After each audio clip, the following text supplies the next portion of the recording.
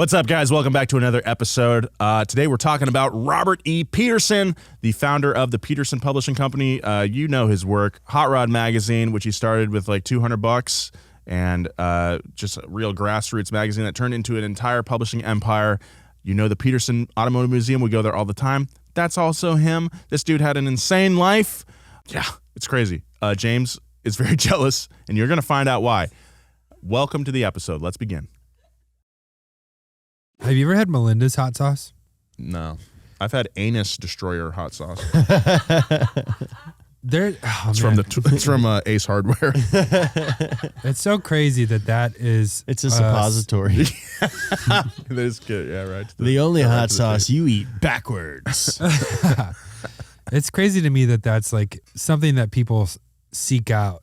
Yeah. Where it's like ass blaster. Yeah, ass blaster. Yeah. Anus Destroyer hot sauce. Yeah, you get them at the gas station right next to like the Rhino Pils. Yeah. I feel like that's our dad's generation. Like the 90s was like a dick measuring contest with hot sauce, and now it's like, oh, let's go for good flavors first, and then we'll make it hot because that's the easy part. You know how Logan Paul started Prime Energy? Yeah. We're starting Donut Rhino Pils. And it's a drink. It's called Pils. Yeah, Pils. Pills. Oh, hydration. a Microbrew Rhino Pils would be sick. Oh, Yeah. It's pretty good. Donut gas station dick pills.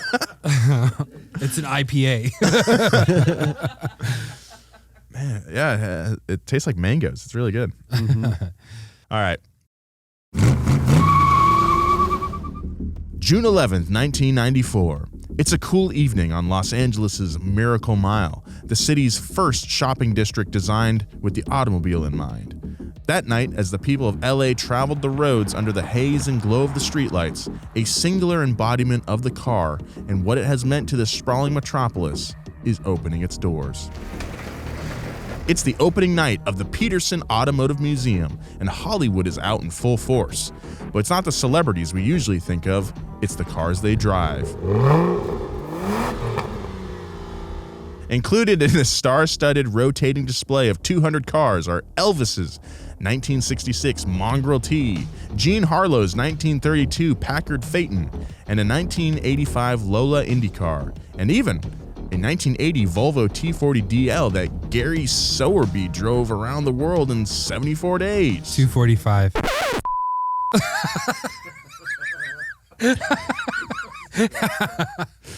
None of this would have been possible without the charity and automotive passion of the museum's namesake, Robert E. Peterson. How did he turn his passion for hot rodding into the modern car show? How did he, without a formal education, turn an 8-page, 25-cent magazine into one of the world's premier publishing companies? And how would he come to create an automotive mecca in the heart of Los Angeles? Today on Past Gas, it's the story of Robert E. Peterson and the Petersen Automotive Museum.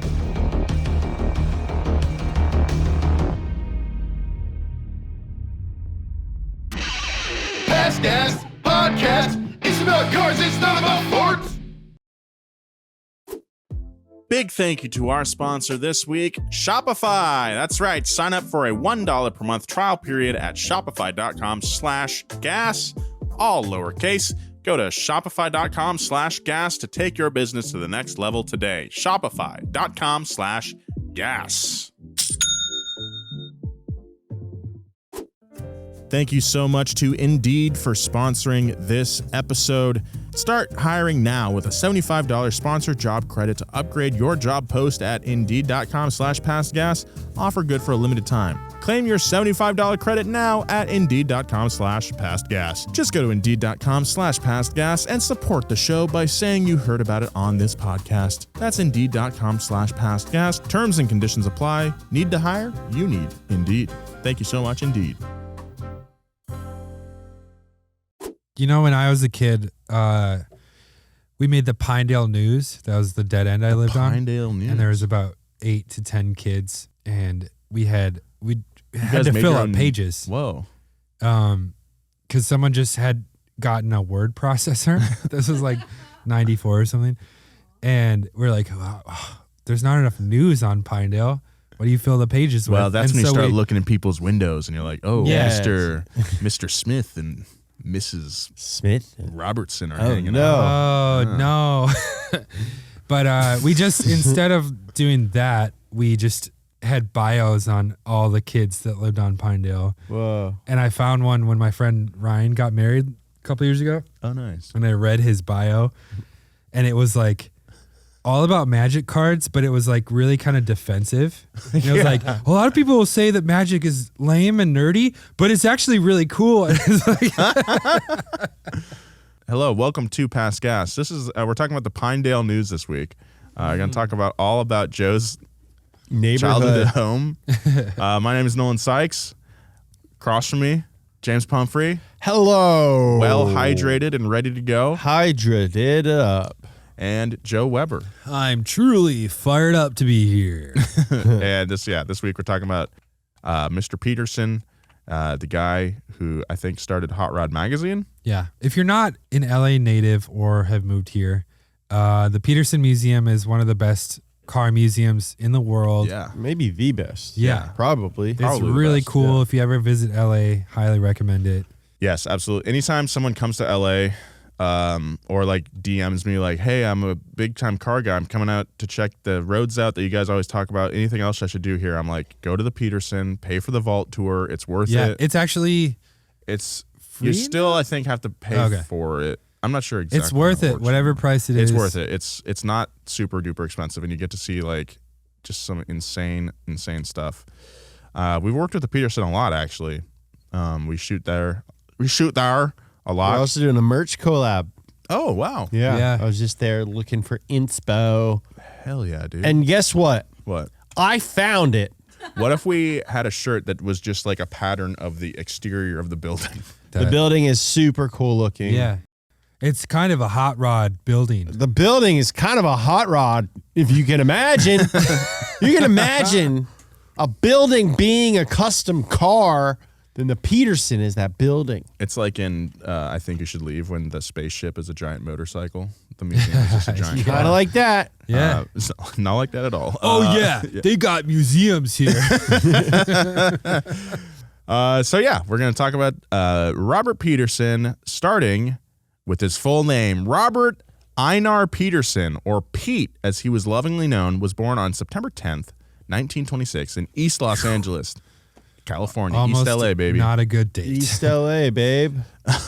His mother, Bertha Putera Peterson, passed away from tuberculosis when he was a child. Ooh.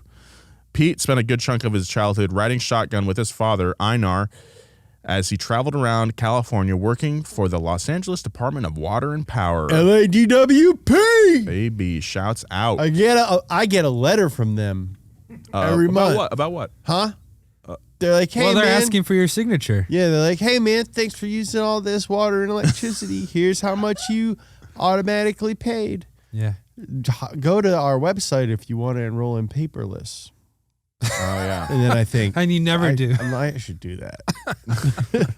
I do that for everything I that love asks paperless. for I it. have no idea how much money I'm spending. It's like $22. Yeah. I always go for paperless, but then I still get mail. What? What's up with that? What's What? the deal? Okay, What's the deal? We need to What's the storm deal? LADWP No.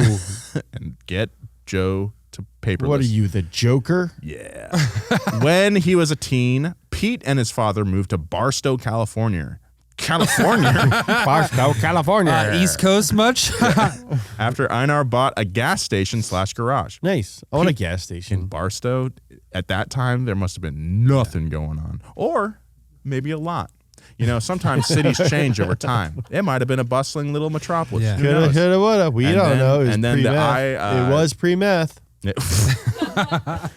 It was probably Barstow was probably much different back then. Pre-meth and all. Pete spent countless hours learning to work on cars, trucks, and tractors, but started out with the menial tasks, okay? He later said that his father's philosophy was, quote, The way to learn how to work on cars is to start washing parts and never stop. That is not bad advice. Yeah. You wash it, you're touching it, you're looking at Yeah, it. You got yeah. time Yeah. to think about, hey, Sure. what does this do? Sure. Oh, here's a hole there. I bet a bolt goes through that. What would that bolt connect it to on that car? Man, kind of sick of washing this. Can't wait till I'm done so I can go put it back on the car. Yeah. How am I going to do that? Yeah. Turns out that Einer was a genius. Unfortunately, though, this was something Pete didn't care for. And Dang. it wasn't until he moved on to more skilled labor, such as tuning carburetors and welding, that his love for cars really kicked off. So, yeah, What? washing a fuel pump isn't going to make you fall in love with it. You Yeah. got to work on it directly. Maybe.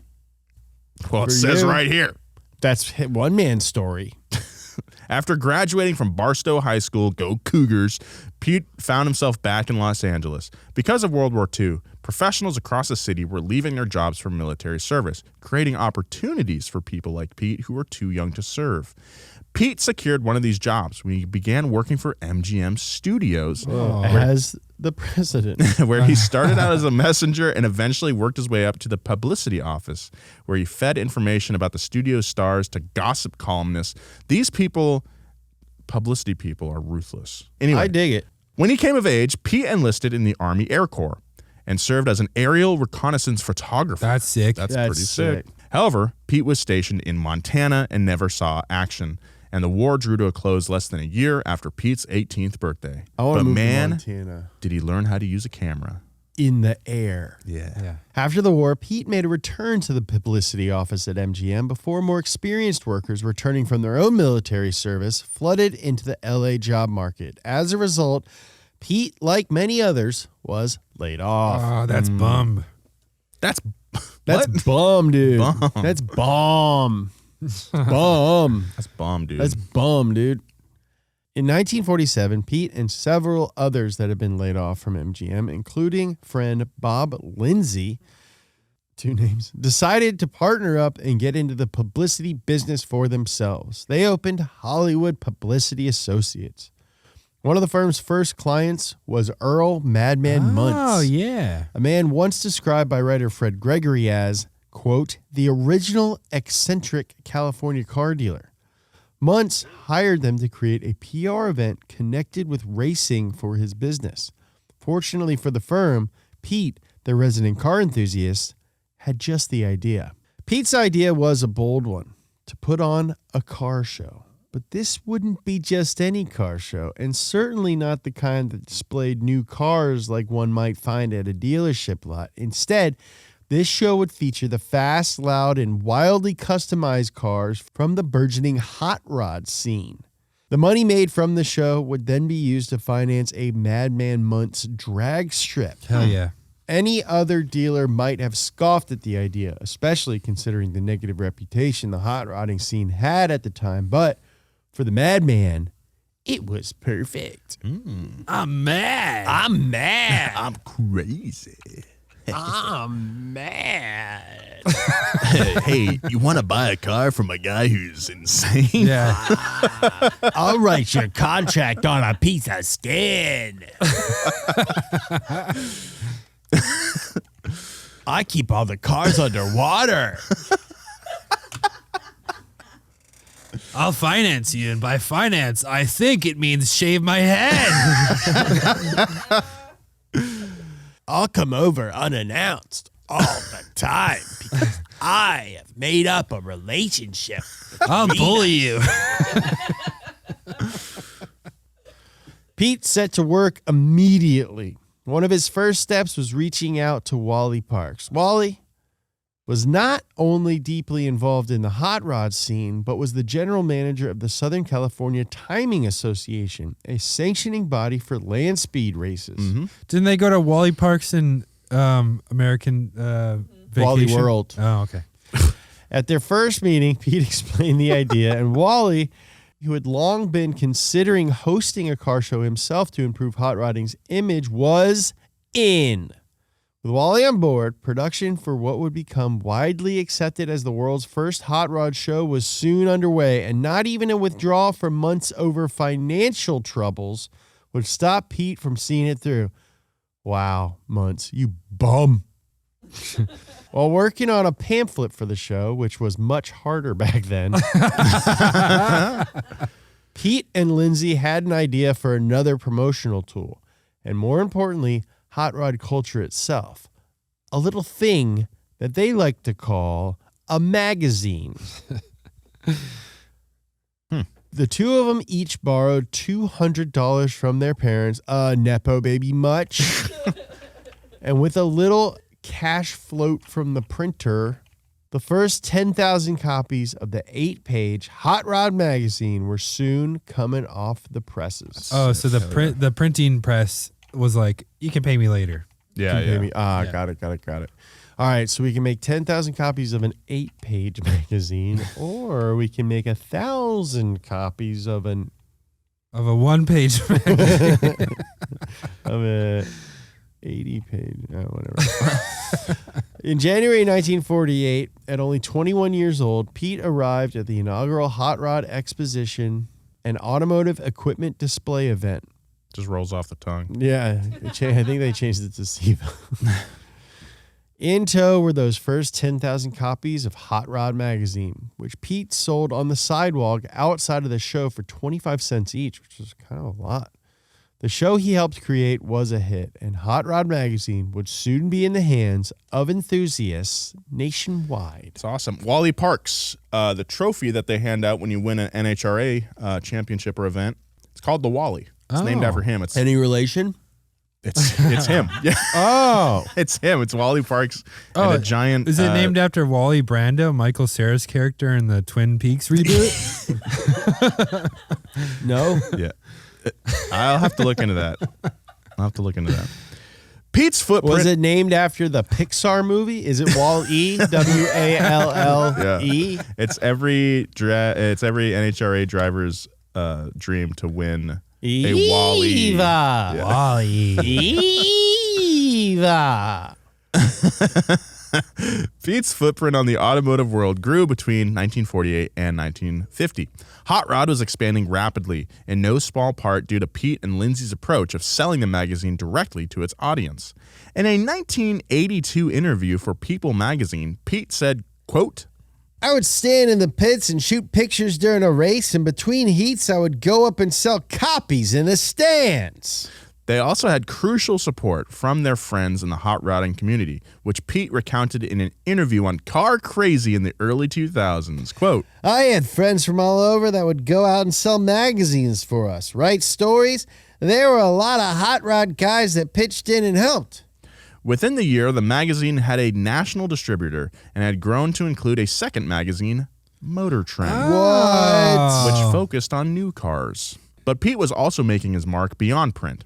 Inspired by the success of the Hot Rod Expo in LA earlier that year, he produced another car show in New York City, the International Motorsports Show, What the crap? or as we now know it, the New York Auto Show. Holy moly. By the end of 1949, Pete and Wally Parks founded Bonneville Speed Week. What? And by 1950, Pete would be the #1 automotive magazine publisher in the world. Wow. He's like 24. Yeah, that's insane, dude. Oh my God. I'm Oh a my loser. God. That is 24 years old, bro. Should have done more. This I is haven't crazy, done dude. anything. 1950 also saw Pete's return to LA car shows, and on November 16th, he opened the Motorama Auto Show at the Shrine Convention Hall. This show was an expansion of sorts on the Hot Rod Expo from 1948 and the International Auto Show in New York, with a stated purpose of, quote, exhibiting cars as points of interest, enthusiasm, history, and as forms of art. That's a little foreshadowing. The cars on display covered, as one promo put it, everything from Roadster to Rolls-Royce. For 4 days, everything from modification and tuning vendors like Edelbrock and SoCal Speed Shop to motorcycle manufacturers and sellers like Indian and the Harley-Davidson Dealers Association of Southern California packed the convention halls. Even AAA and the California Highway Patrol were in on the action. Perhaps the most famous exhibit was the Circle of Champions, which featured numerous vehicles known for success in motorsport. The display included Johnny Parsons' 1950 Indy 500 winning car, Rolly Free's motorcycle land speed record breaking Vincent. That's the one that there's the picture of the guy like in a Speedo, just straight out. Oh, wow. the SoCal Streamliner, the first 200-mile-per-hour hot rod, and Ab Jenkins's Mormon Meteor 3, a 1935 Duesenberg fitted with an aircraft engine for record-breaking speed runs at Bonneville. The Motorama was a huge success and was held annually through 1953 before becoming the International Motor Review at Motorama in 1954. Back to 1951, when Pete and Lindsay agreed to an amicable parting of ways. Pete later explained that the two settled the ownership of their publishing company over drinks in a Hollywood bar by writing the sum each person was willing to pay to buy the other out on a piece of paper, with ownership automatically going to the highest bidder. Oh, that is amicable. I bet this was at Frank and Musso's.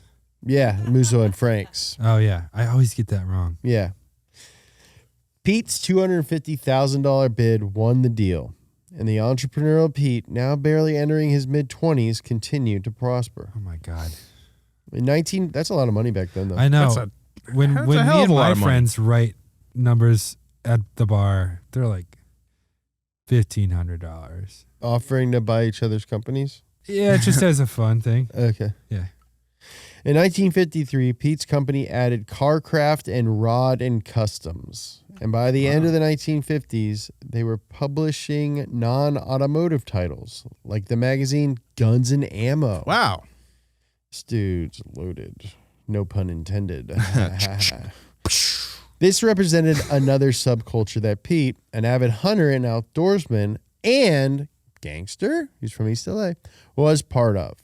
In 2010, Pete would even have a wing of the NRA's National Firearms Museum named after him. Wow. I had no idea. That's my favorite museum. Yeah. That's a nice gun. It was around this time that Pete started doing what any wealthy gearhead does. He started collecting cars. I think even a poor gearhead does that, too. Yeah, I got a few cars now. Yeah. You got some good cars. I got 1, 2, 3, You got 3. 4. What's the fourth one? Tiguan. You still have the Tiguan? Yeah. It's nice because I chose 2 old European cars to like daily. Yeah. And so it's nice to have a backup. Yeah. But Pete went one step further. He'd often pick his new cars up at the factory. Sick. Company representatives were often very eager to meet with the publishing and car show tycoon. Enzo Ferrari himself gave Pete a demonstration of the California 250 Spider on the hills near the Ferrari Whoa, factory. That's pretty that's sick. prestigious. Oh, man, to be a fly on the wall of that car. man. Oh, man, if I could just Oh. be a sneaky little infant hiding behind one of the seats. Oh, man, if I could be a little... But with a man brain, you know? Yeah. So I could remember. Yeah, it would be funny to like wish for that to happen, and then you're like, "What's going on? Everything's so intense. I've never seen any of this before." What's a car? Another perhaps infamous incident occurred when he arrived in Germany to pick up his Mercedes 300S. In a 2006 interview with Motor Trend Classic, Pete detailed how he went out partying with Mercedes executives. We had a few too many beers and spun the car out. Cool, man. He was probably taken to jail by German authorities where he was forced to pay a fine for colliding with a tree before being let go. And they made him apologize to the tree. Yeah. Apologize to the tree. Pete's life back home in LA was every bit as exciting as his wild times in Europe. Pete became a fixture of the Hollywood social scene during the 1950s and occasionally hosted parties at his hilltop home. Oh, man, to be a sneaky infant on one of those parties with a man brain, including one with a notable morning after incident where his Mercedes 300 SL again was found floating in a neighbor's pool I'm mad mutts. downhill from his home. I keep the car at the pool. I'm crazy as hell. Crazy as hell. Somebody help me. Yeah. I'm asking for help. This is how I ask for help. Despite Pete's newfound wealth and celebrity friends, he remained genuine, gracious, and down to earth. Nolan, Something to think about. Something to think about, Nolan.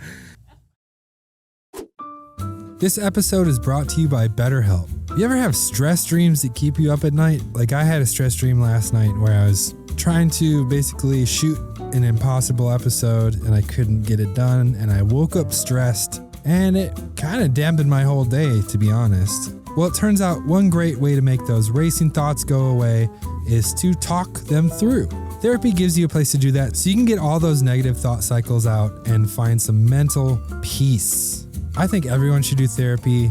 Don't make your spouse into your de facto therapist. Find a professional to help you talk through it.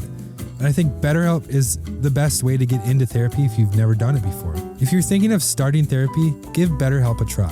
It's entirely online. You don't have to be in an office or wait in a waiting room. It's designed to be convenient, flexible, and suited to your schedule.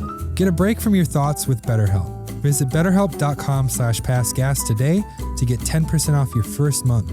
That's BetterHelp, HELP.com/passgas. Thanks, BetterHelp.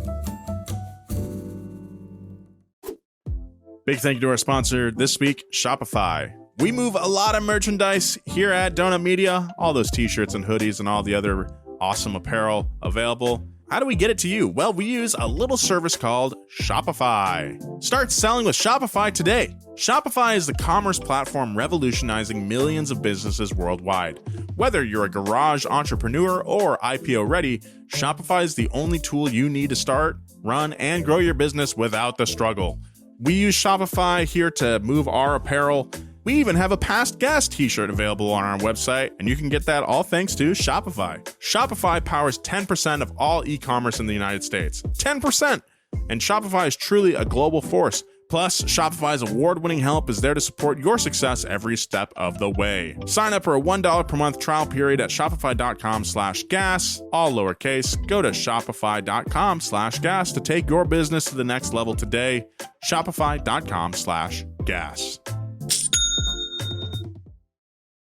People close to him have spoken very highly of his character over the years, describing him as a guy who, despite his wealth and stature, is just a regular guy, and that he remained humble and could laugh at himself. Trump.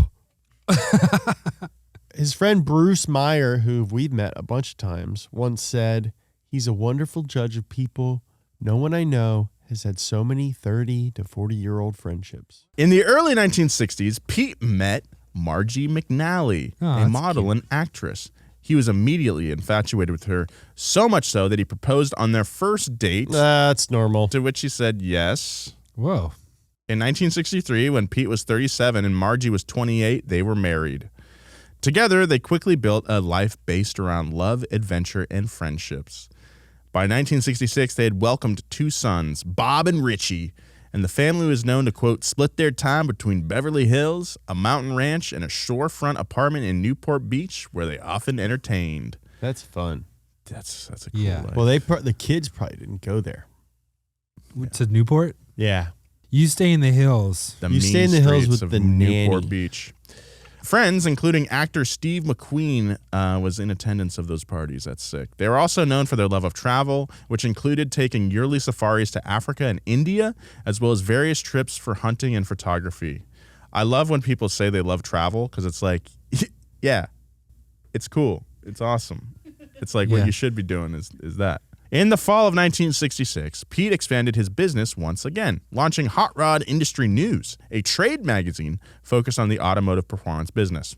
To help launch the magazine, in a fashion similar to his launch of Hot Rod 18 years prior, he decided to host a trade show.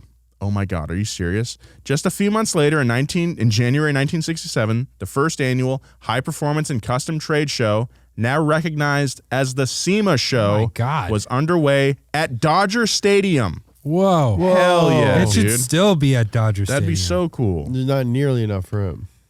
No.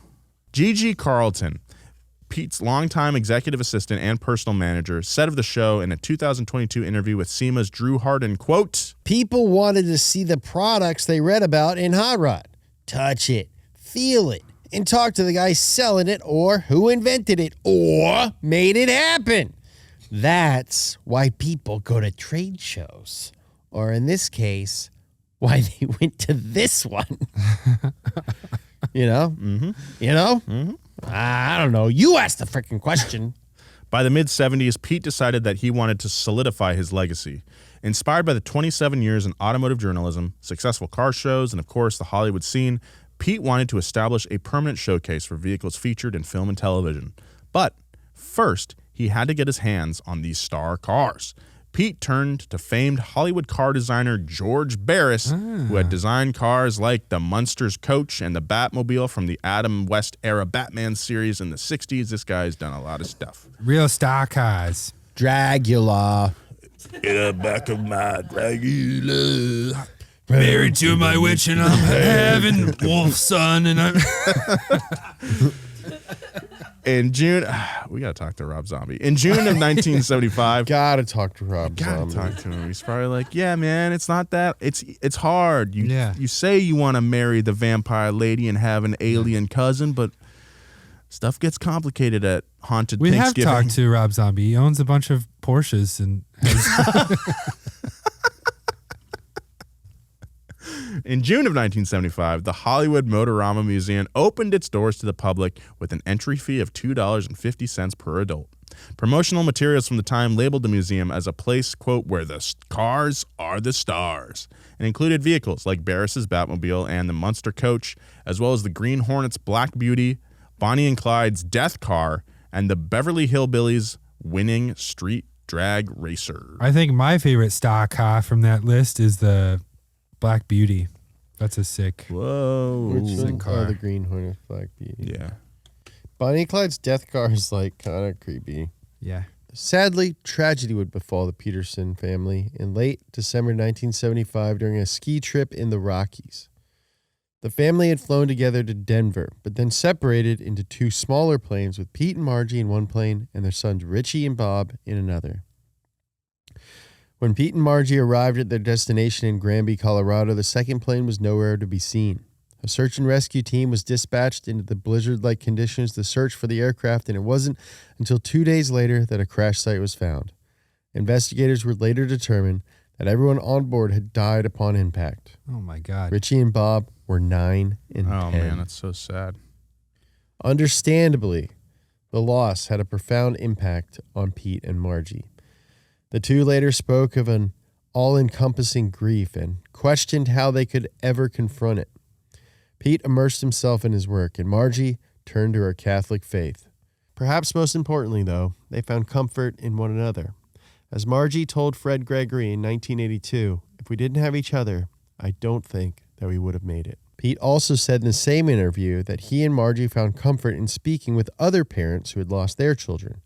Later in a 1995 LA Times article, he said he never really recovered from the incident, but it helped him grow as a person. Man, that's terrible. rough. You'd never get over it. No. As the Petersons made peace with tragedy, they began expanding their footprint across LA. Pete's growing collection of American Western art soon found a home in a gallery operated by the family on Rodeo Drive. Oh, man. Dude, I'm so jealous of this guy. In 1984, Pete's passion for firearms was recognized when he was asked to serve as the shooting sports commissioner for the Olympic Games in LA. Nice. I love the LA Olympics and the Coliseum, all Well, that stuff. I've got great news for you, James. Yeah, I like it. I don't want to be here for it. Yeah, me neither. He and Margie even ventured into the restaurant business when they purchased Scandia. What? Yeah, a top-ranking LA restaurant on Sunset Boulevard, which they ran from 1978 to 1985. Dang, dude. Yeah. These guys are LA, baby. Yeah. And then they had the bright idea to start an observatory Yeah. in Hollywood. Yeah, they thought, hey, you know what this place needs? A bowl. So they made the Hollywood Bowl. There's not any theaters here that are either man-Chinese enough or Greek. So one Saturday, they started both. The Petersons all... They looked around and said, hey, you know what? They should make movies out here. The Petersons also began to get more heavily involved in charities during this time period, including the Boys and Girls Club of Hollywood and the LA chapter of the Thalian Social Society, a group dedicated to raising money for the mental health center at Cedars-Sinai Medical Center. That's cool. That's nice. The couple also became more involved in the institutions run by the city of LA, including the LA Library Commission, the LA County Museum of Art, the Music Center of LA, and perhaps most important to the history of the automobile, the Los Angeles Museum of Natural History. Great museum. Why is that important for? Yeah, I don't get that one. Is that like a funny misdirect? Well, as a member of the board of the directors for the LA Museum of Natural History, Oh, yeah. Pete had been helping the museum acquire a collection of cars significant to the city, including those manufactured in LA at the dawn of the automobile age, as well as star cars like the ones from the Hollywood Motorama Museum, which had closed in the mid-'80s due to its floor space constraints. Too many cars from stars in here. We need ain't more got space. enough room for these. They got Starsky and Hutch over there. I And saw a Starsky. shooting star last night. Oh, yeah. Nice. Made a wish. And it came Don't true tell because us. you're podcasting with us, baby. Mm-hmm. Big thank you to longtime sponsor of Past Gas. It's Indeed. That's right. If you're hiring for your business on your own, you're basically doing it on hard mode, okay? I'm talking like playing Dirt Rally with no assists on. It's hard, okay? But all you gotta do is what I do when I'm playing really hard games. You need to breathe, take it easy, and keep it simple, okay? If you're hiring, you need Indeed. Here's why. Indeed is the hiring platform where you can attract, interview, and hire all in one place. Indeed streamlines hiring with powerful tools that find you matched candidates. I want to tell you guys today about Indeed's hiring platform. Candidates you invite to apply are 3 times more likely to apply to your job than candidates who only see it in search, according to US Indeed data. And Indeed does the hard work for you. Indeed shows you the candidates whose resumes on Indeed fit your description immediately after you post so you can hire faster. Start hiring now with a $75 sponsored job credit to upgrade your job post at Indeed.com/pastgas. Offer good for a limited time. Claim your $75 credit now at Indeed.com/pastgas. Just go to Indeed.com/pastgas and support the show by saying you heard about it on this podcast. That's Indeed.com/pastgas. Terms and conditions apply. Need to hire? You need Indeed. By the early 1990s, this collection had grown large enough that Pete began to consider persuading the Natural History Museum to open a dedicated automotive museum to permanently display the cars, and he had just the location in mind. While looking for a new space for his publishing operations in LA, Pete had come across a vacant building on Wilshire Boulevard. The 300,000 square foot space had been originally constructed in 1961 by the Cebu Department Store Company, who occupied the building until 1964. Cebu was soon replaced by Orbach's Department Store, who occupied the space until 1984, and since then, the building had sat vacant. While the space might not have brought much fortune to its former department store inhabitants, it seemed destined to hold the spirit of the automobile. In addition to its 1,000 parking space structure, the building itself was located fittingly on LA's Miracle Mile, California's first shopping district designed with the car in mind. One of the museum's design consultants, Alan Hess, even went so far to say that the location on Wilshire was, quote, hallowed ground, and that it was, quote, where Los Angeles as a car city was born, in a 1994 interview with the New York Times. Pete set to work, and with a bit of persuasion and a $15 million personal donation, the transformation from abandoned department store to automotive mecca was underway. The project was ambitious, and the museum, from the outset, was built to be more than, as curator Matt Roth told the LA Times in a 94 interview, quote, an indoor parking lot. Rather, the museum would be, quote, dedicated to explaining and presenting the history of the automobile and its impact on American life and culture, using Los Angeles as a prime example. What's up? Automobile. Automobile. I'm sorry, dude. Automobile. I think my brain got jumbled up a little bit at Bonneville, and that's why I'm in a good mood. Because you went so fast. Yeah, because the roll cage is like a little small, and my helmet's a little too big for the car. And you So just when I was got going 200, scrambled? when I was going not 200, 193. My head was bobbling around. And now you're dumber and ignorance is bliss. And so that's why you're happy. And I got to man. tell you, Joe, it feels great. I wish I could get dumber. Yeah, sometimes I look around and I'm just like, man, I'm too smart. too smart. I wish I was so dumb. When the museum opened its doors on June 11th, 1994, there was a space for seemingly every kind of car imaginable in its 3 showcase floors. The museum, in addition to providing a new home for Hollywood star cars, displayed legendary race cars, hot rods, and exotics that function as much as art as they do speed machines. The museum also told the story of the car's role in Angelino's lives through dioramas and galleries, including shopping malls, drive-ins, and gas stations. The museum was a culmination of Pete's life to that point, from learning the mechanic trade from his father to his job at MGM to his love of hot rods to his publishing career and the endless auto shows, the images from his magazines that have been brought to life. All of it was on display in the heart of L.A. That's cool. Walking in L.A. Nobody walks in L.A.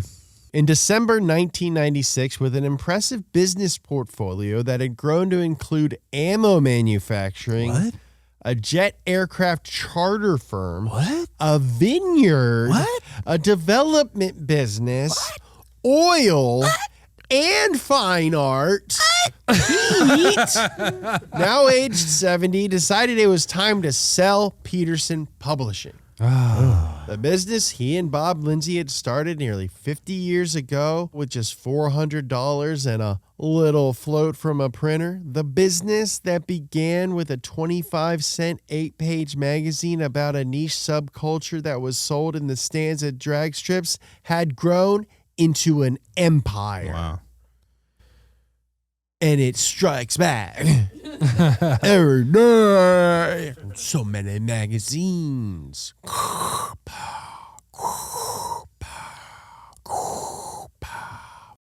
At the time of its $450 million sale, Petersen Publishing had a portfolio of 27 monthly magazines, 30-plus special issue magazines, and a total circulation of 43 million, with an estimated yearly profit between $30 and $40 million.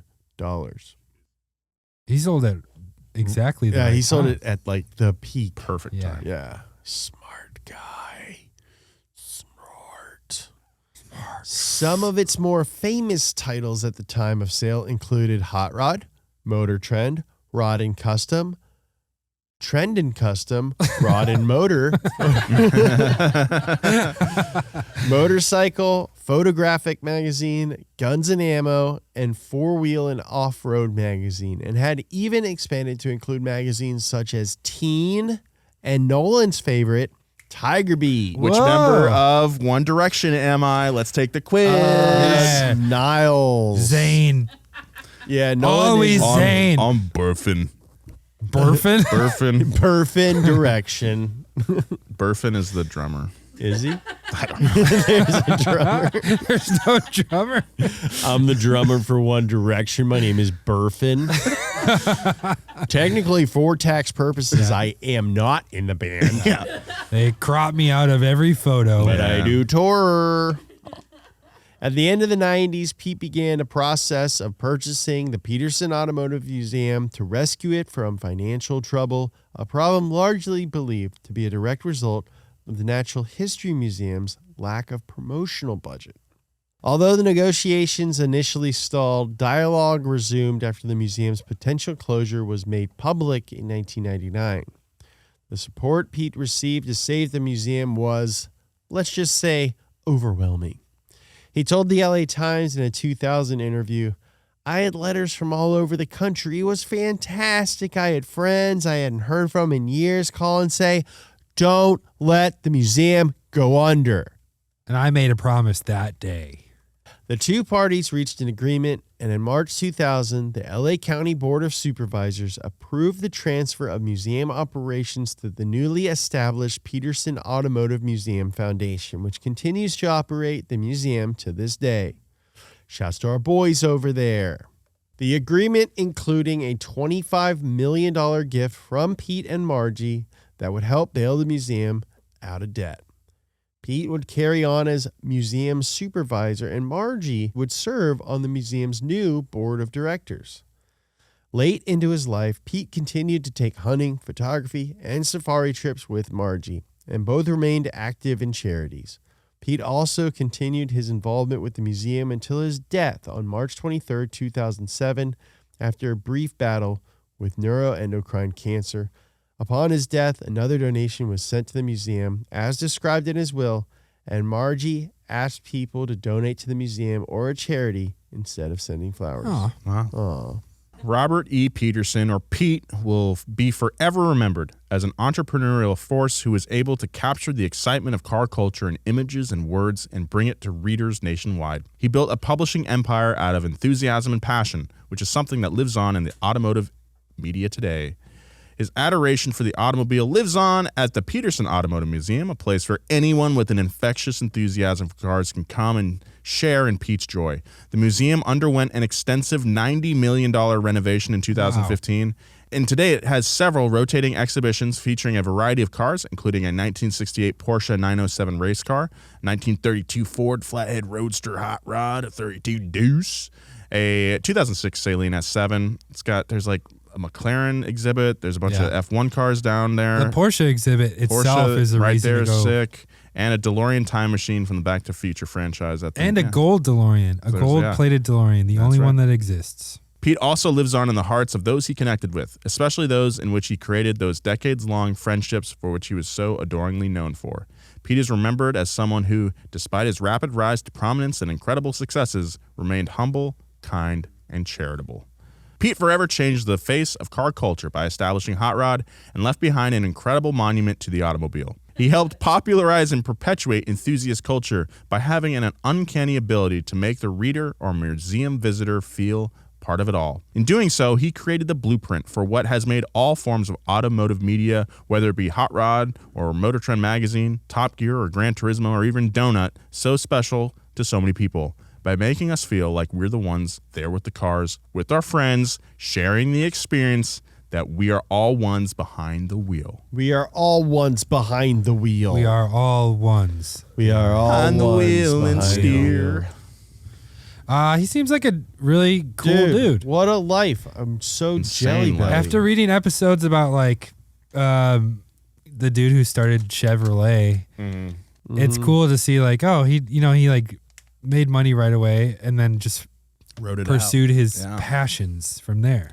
That's right. Soup's cool, dude. Yeah. Soup's cool. Soup's cool museum. If you guys come Yeah. to LA, Yeah. For real. it is very. If you're listening to this podcast, you're gonna like the Petersen Museum. Absolutely. I try 100%. and go once or twice a year at least. I have like a thing where like I won't go for months. Yeah. And then just because of work, I'll go 5 times in a month. Yeah, for real. Shout out to our boy Lincoln over there at the Lincoln's museum. good. Yeah. Daniel. Always helping us They out. also have a podcast. Yeah. Oh, The yeah. Petersen podcast. Joe was on it. I was on it separately. 2 separate I think it's called interviews Car Stories. called Car Stories. Yeah. So we were on separate episodes. So you can listen to both of those. Cool. And if Joe said anything weird, I don't align with him politically. But even if you don't, if you visit LA with people who are not car people, Yeah. they'll they love love it as well. so cool. There's so much to see there. It's really cool. Oh, and I went to their cafe, the Myers Manx Cafe. Oh, yeah. Bruce Myers Good is breakfast in this. burrito. Is it? Yeah. I got a pastry and a coffee, but it's fancy there. Yeah. Nice. They got I didn't good know it was so sauce on the table. fancy. Oh, All right, we got some listener mail this week. Hey guys, I enjoy your show and Donut Media on YouTube. Thanks. I got a espresso, shot of espresso, and they gave me a chaser of seltzer, oh, that's like sick. they do in Italy. Nolan. Wow. Do they give you a little orange peel or lemon No. peel? They give you No. tapas. They give you free tapas. No. Hey guys, I enjoy your show and Donut Media on YouTube. Thanks. Thank Since you you. guys addressed the John Deere right to repair debacle, I was curious if anyone at Donut knew that 2023 marks 100 years of Farmall and International. I grew up on a farm with these red tractors and would love an episode if possible. International versus John Deere, the red versus green. Thanks in advance, Justin. I think that would be quite fascinating. Yeah. Tractors Tractors. They're like the cars for the farm. They're called farm cars. They're farm cars. I.e. tractors. Get Yes. with the prog. So thanks for your email, Justin. If you want to email us, hit us up at passgas@donamedia.com. I've been Nolan. I've been James. And I've been Joe. Subscribe to the podcast. Tell a friend about the podcast. Passgas #1 automotive show. This has been Pass Gas Podcast. Now commence the rest of your life.